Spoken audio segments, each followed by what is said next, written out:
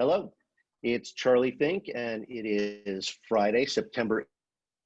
Welcome to the This Week in XR podcast, where Ted Schilowitz, the Futurist at Paramount, and I hash over the week's top technology news and try and understand what it means. And thanks for joining us. With us today, we have Sarah Kerruish, the director of the General Magic movie, which Ted and I were talking about at the end of the last show.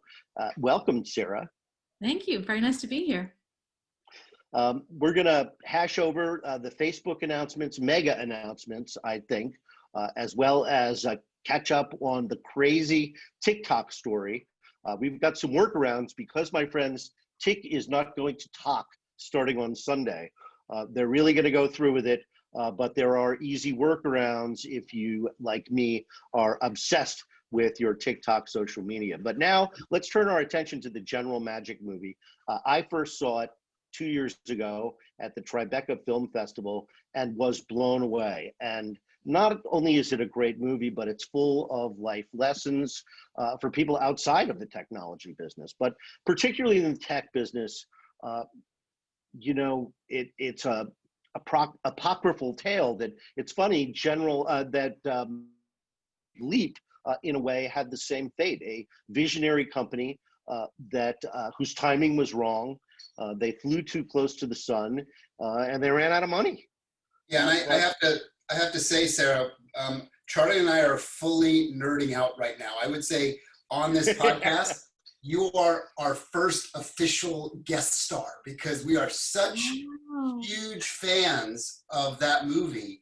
And it has, since I've seen it, some friends of mine were like, you need to watch this movie about General Magic. And I'm like, oh yeah, I remember General Magic. It was like a kind of a footnote in history. And they were like, no, it's way more than a footnote in history. Yeah. You have to go back and remember and watch this doc. And it has been so instrumental in so many conversations I've had about future trajectory and learning from the past and learning that, like, literally we are thrilled to have you on the show with us. Well, thank you. I mean, I think that's the point, right? You know, there's a lot that's talked about in terms of failure, and it's become a bit of a thing, and there are failure conferences. But my whole purpose in making the movie is to save people a lot of pain. We can look at those lessons and learn them and internalize them and avoid the kinds of catastrophes that happen with General Magic and General Leap. Then I feel like that's a job well done. Yeah. So the General Magic story, they were the first concept IPO, right? So they went out and they raised $150 million on the public market with, you know, basically based on the vision of the founders, which the CEO, Mark Porat, was brilliant. I saw him at the Goldman Sachs conference in Arizona in December of 1994, maybe. And I was absolutely mesmerized. He was a brilliant speaker and a visionary. And their product was no less than the smartphone. The problem was, of course, people weren't even doing email yet, so they didn't know what a smartphone was. But I'm interested, Sarah, in hearing the story of how you ended up making this movie 20 years after, I guess you were hired to kind of document their rocket ride to fame, and ended up with all this footage of kind of what went wrong, and it wasn't really a movie anymore. So tell us how you rediscovered the story and the footage and then found the funding to make this incredible movie. Thank you. Well, I as you pointed out, I got this incredible call, life-changing call when I was working in film on the East Coast, from my mentor saying, I've got this gig documenting this little tiny secret company in Silicon Valley called General Magic. Will you come? So of course, yeah, that sounds amazing. But I knew nothing about Silicon Valley. I knew a little bit about tech, but it wasn't a passion yet. And I landed among this extraordinary group of people who at the time, you know, were just geeks. And as you said, Mark Porat, I feel like he literally went to the Mount and came back with this giant red book, this tablet where he saw the future. And, you know, people use the word visionary a lot, you know, because, and people do see sort of dimensions of what the future is going to look like, but Mark saw it wholesale. He came back with every kind of device we would have. He described Twitter, he described Facebook, which he even called FaceBase. It's an extraordinary document to this day. And then he pulled together this ridiculously talented team, Steve Jobs' team, actually, the team that was working on the Mac, and Steve was in exile. And his team was sort of looking for the next thing. And they thought, well, what if we could take this Mac on our desk and put it in our pocket? And that's what they did. And I was there, as you said, and 20 years later, after the company had failed catastrophically, I had experienced my own failure of a startup that I was very involved in. And it set me thinking about the role of failure and bringing big ideas to life. And are there those lessons that we can all learn from to, ideally avoid a lot of pain in anything that we're trying to do, but also hopefully to give people courage and inspiration, because sometimes it just takes a long time. Tony Fadell took him 10 years of failure. And then, he came up with the iPod, and then he and Steve went on to build the iPhone and then Nest, and, the rest is tech history. And not just tech history, it's changed so many aspects of our lives. So anyway, that was the idea behind the film. It's like, if I go back and talk to these great leaders in tech today, are there universal lessons that we can take away? And as you said, ideally apply to things that we're all trying to do and make happen in the world. It was so compelling for me to watch it. I like I said, some friends of mine told me about it, and I had like this long recollection. I kind of remember General Magic, and I remembered a little bit about the John Scully, like working on the Newton at the same time, but investing in General Magic, and the whole like sort of disgruntled group of like post Steve Jobs folks that were like, we're not working for Apple anymore. We're going to start again. So I start watching this documentary on Showtime, which is tied to me because I work for Viacom, CBS, right? And it was like late night one night, and I literally just couldn't go to sleep, watching it. And I was absolutely fascinated by the access. And now I know the story that you were actually hired to make a documentary, because if correct me if I'm wrong, but it looked like at the time you're still shooting with like 16mm film cameras and some early video cameras, and there's a tremendous amount of footage of Andy and Tony, and and Tony's like this young kid who kind of doesn't know which way is up or down, and he just wants to get in on the action. And it's an incredible story of like this incredible momentum of success that's wrapped in failure. And so many successes have come out of it that it's established the society and the technology we live in, this one little group of people all sitting in this funky little office with you filming it for, I guess, months on end, right? It's just absolutely fascinating. Yeah, well, thank you. It was amazing. So Ted, we were talking last week about the relationship of Magic Leap and General Magic. Yes.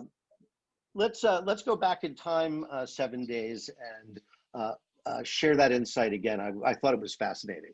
Yeah, and there are so many parallels to General Magic and Magic Leap, in addition to the name that they're mentioning magic in the name, because we often refer to like vision as this sense of magic, right? That because we're doing magic right now. We're on this magic box doing magic things, and we're communicating across the planet, in video and audio, and it's all working. And like, Charlie and I had with these up moments ago, we can also bring up cartoon avatars of ourselves, right? Well, this is from our friends at a company called Lumi. They're ex-animators.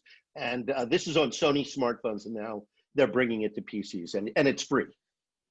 Yeah, so we can do all these kind of fun things, and I'll hop back onto my real world. But so Roni and I are very close friends. We talk a lot.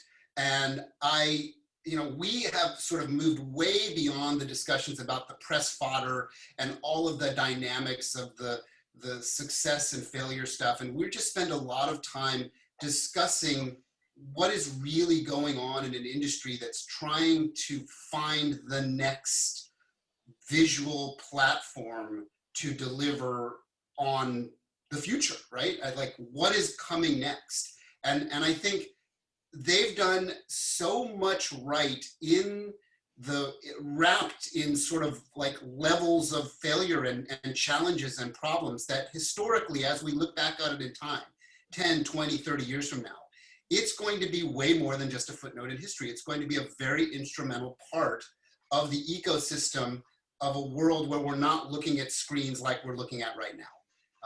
And it's just a really fascinating thing to study it, not from such a critical standpoint, but from a almost historical standpoint about how progress gets made. And I think your documentary is the first touch of that. Like, it's really important for people to watch it.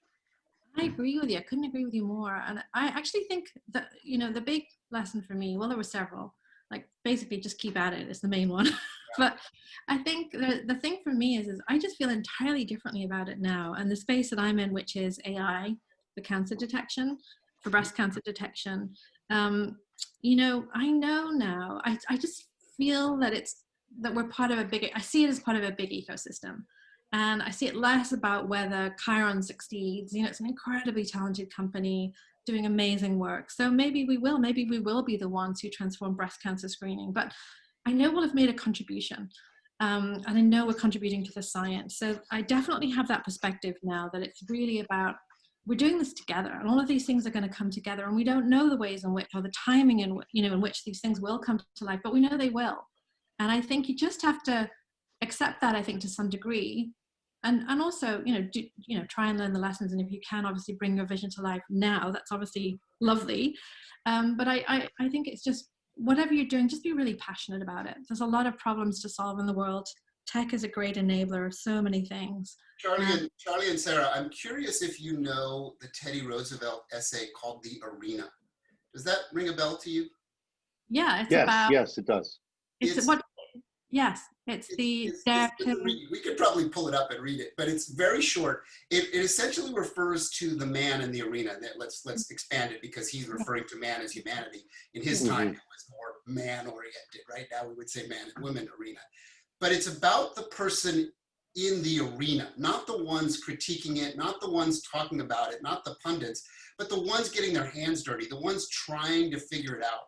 And like, just in this little micro office in the side of my house here, there's a whole bunch of like failure moments buried in some degree of successes that I've had that are like just sitting around in here, right?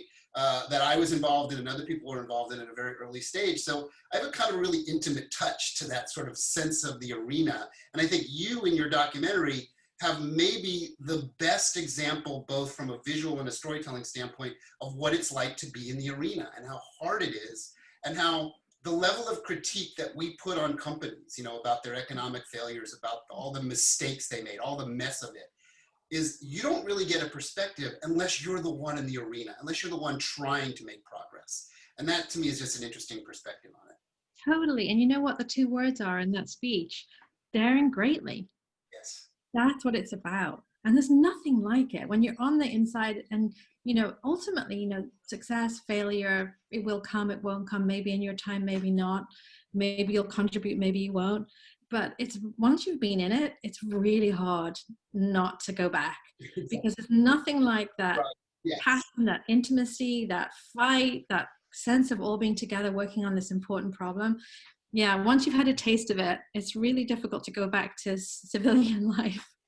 Well, I look at my social graph, and what I see is a very long list of people I've worked with over the past 40 years. Because you experience that intense collaboration, and so it's sort of like friends for life. Even if we only connect on social media. So being in the trenches does trying to do something really big, even if you fail, creates very strong bonds between people. And what was amazing is how many people from General Magic were still in touch with each other. Right? It was not that hard for you to kind of get back in the network. It was right there.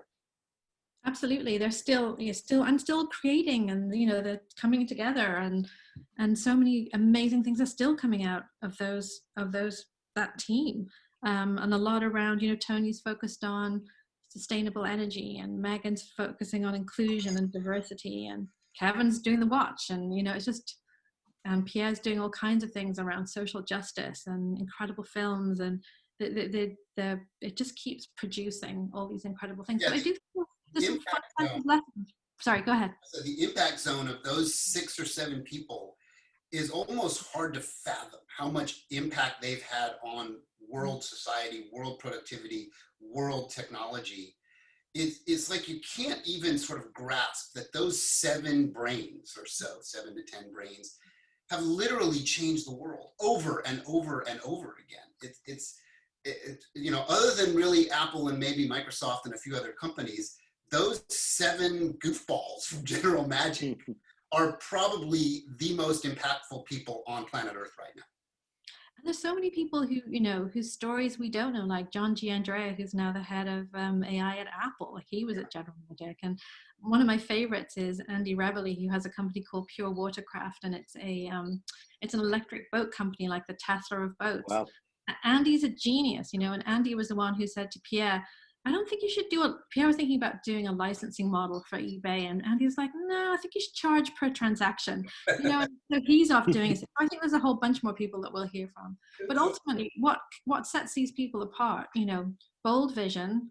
They learn their craft, they learn the technology, and they just have this kind of fortitude. And in Tony's case in particular, an ability to kind of look at what happened and what's happening and just break it down. Like, he is ruthless in terms of looking at anything that's happening when he's working on a project. It could be something he thinks he's doing wrong, or something. He just breaks it down, and he just is relentless in his ability to do that. And I think these are some of the characteristics that are important when you're pursuing these really big ideas. So that's great, Sarah. Thank you, and thank you again for coming and talking about the movie, which obviously, it's a great movie has that quality of you always come back to it, and you're always kind of talking about it. It's like you leave the movie theater and you have to go somewhere and talk about it. And it happens so rarely that it really is special, particularly today, where we tend to consume content on our own and not together. So it's amazing the number of people I know who have seen that movie and been really, really excited about it. So let's go to our news this week. Facebook Connect took place on Wednesday, and the company made some significant announcements, which I think are going to be incredibly impactful. The anticipated announcement of the Quest 2 was beyond what I could have thought it would be. Not only have they made the sound, the images, and the battery life better, they've made it lighter and more comfortable, and they've cut the price by $100. So now you can get into VR, and the Quest, you just put it on and you're in VR for $300. So I think that's going to be impactful. They made other announcements. The other one that blew me away, which I did not see coming, was the announcement of Aria smart glasses designed by Ray-Ban. And they showed a lot of video of these glasses, what it looks like inside the glass, people wearing them. They look a lot like other AR glasses we've seen, kind of stylish, but with fat wings. And it isn't clear what its relationship to your smartphone is. So a lot to learn about it. But then they said next year, which is, in my line of work, that's tomorrow. Yeah. Well, they have been working on it for a while, so. Oh yeah, but they've done a good job of keeping it pretty quiet. Yeah. Or at least out of the news. And then they filled in the blanks on a lot of software announcements. The success of their app store, more AAA titles coming to the platform, better integration with outside tools like Messenger, which we've been asking for a long time, right? You have to have something that connects you with the real world. And certainly Messenger is a step in that direction. They also introduced audio teams that allows you to have an open audio connection with somebody else who's in VR and could be somewhere else completely, playing the same game, playing another game. They made 3 or 4 enterprise announcements and several announcements around education. The fact that you now have basically doubled the resolution, suddenly you can read a browser inside of VR. And that is so critical to enterprise applications and training and education, because text is still, with these advanced screens in virtual reality, we still need text in the same way that we need voice. Yeah, you touched on, like, as you're going through this, I think the most impactful part of all those announcements, of which there's a lot of impact, is the fact that the Quest 2, which is a really smart successor to the first one, has a much higher resolution screen at an extraordinarily low consumer price point. So it starts to marry these two needs, right? It's got to be very low cost to find a wide audience, and you've got to defeat this problem of people that are not in our industry that understand why it's so low res. and you're taking these Yeah. displays and you're putting them really close to your face. And they talk about, like, they use words like, when you put mom and dad in it, they're like, it's cool, but it's like, it's kind of fuzzy. And why do I see it? Like, why is it a cartoon? Right. Why is everything a cartoon, right? So the fact that they made real effort into trying to defeat that problem is massively significant. And it's going to be super important as people start to put this on and go, oh, wow, like I could watch like traditional media in this. I could do things I used to do on a TV in this world now. And that's a huge step forward, right? To kind of open and broaden the market for this kind of stuff. So that's, to me, yes, it's really great that it's a second-gen device and a lot of the things they cleaned up and made better. But the fact that they put real energy into figuring out it needs to be higher resolution and better display tech, and they put real dollars and effort and R&D into that is a big deal. Yeah, what struck me listening to it is, if I were at another art company, I would be thinking, fuck, because they're going to compete everywhere, on every level, with all of their resources. And they will fail in some places, and they will succeed greatly by daring greatly, connected to our conversation, from doing this. So, I'm so concerned about Facebook and Zuckerberg's decisions regarding privacy and politics, and why the idea that they are deciding the election on their whims is deeply, deeply disturbing. And I don't know why Zuck would want to be in that position. Who the heck wants to be in that position? And I think it's really, really damaging them. Those guys. Well, and I think it's much deeper than just politics. And a good example of that is there's a doc on Netflix right now called The Social Dilemma. It's not a perfect documentary. I think the General Magic documentary is a perfect documentary. Oh, wow. Thank you. Social Dilemma is not a perfect documentary, but it touches on the deeper rooted thing that you're talking about, Charlie, about when a technology essentially sort of spins out of control. Like, it's so powerful that it does sort of become this like science fiction dystopian movie in reality. And this, it's hard to kind of put it into words. So this, I don't know, 90-minute doc does a pretty good job. They use these weird like fake dramatizations, which sort of I hate that. a little bit. But it's like the History Channel. Yeah, kind of. And it sort of lessens the importance of it that way. It trivializes a little bit. Right. But the doc information is so valuable and it's so terrifying. And they have really good people in there talking about like their path into this world. And it's a bit Manhattan Project-ish. Like, they were the architects that built this monster. And now the monster is causing kids to be depressed and higher suicide rates, and like linking their whole life to this machine that is built around gambling culture and understanding that dopamine release at a very scientific way. And it's like politics is just one sliver of how dangerous this is. No, I completely agree with you. So that is disturbing. At the same time, he's a hero to me. Yeah. At the same time, I hang on his every word. Absolutely. I mean, he has saved, not only saved VR, he is going to make sure it penetrates and makes this world hopefully a better place. And, it's also honestly a hedge, because I think in his heart, he has to know, he acquired Instagram, he acquired WhatsApp, he acquired Oculus. He had to know in his heart that there was no way Facebook was sustainable. And the bigger it got and the more out of control it was, the harder it was going to be for the business to contain it. I mean, maybe he'll spin it out or do something else. But at this point, the contrast for the Zuck we saw on Wednesday, and I hung on his every word, and I'm so excited about what that company is doing.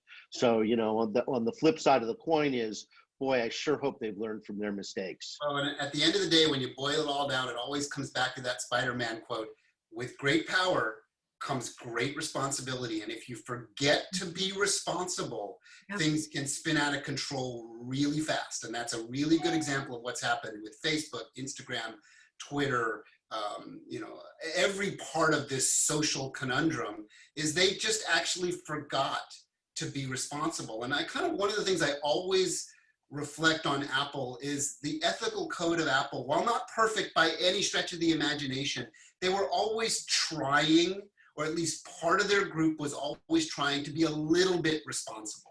I think Apple understood the value of privacy way before people started talking about it. A little better than today's groups. So it's interesting that Tim Cook, I believe, is trying.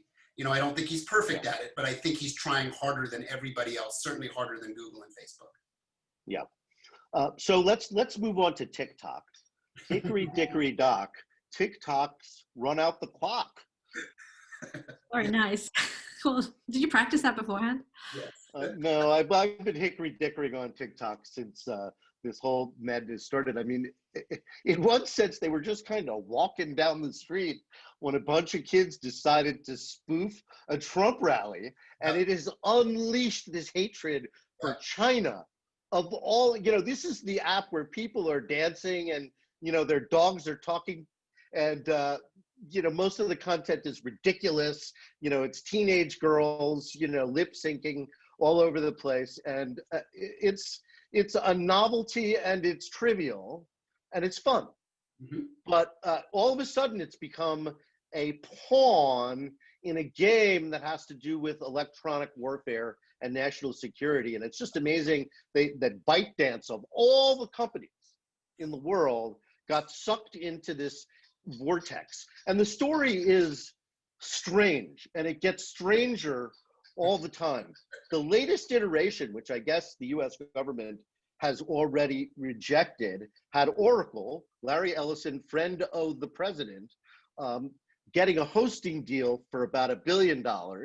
And they brought along Walmart, which I guess is sort of guaranteed advertising dollars and e-commerce dollars. And of course, Walmart, you know, cock blocks Amazon. Yeah.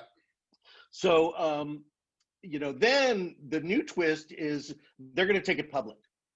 With Walmart and Oracle's backing, they're going to take it public, and ByteDance will become a US-based company.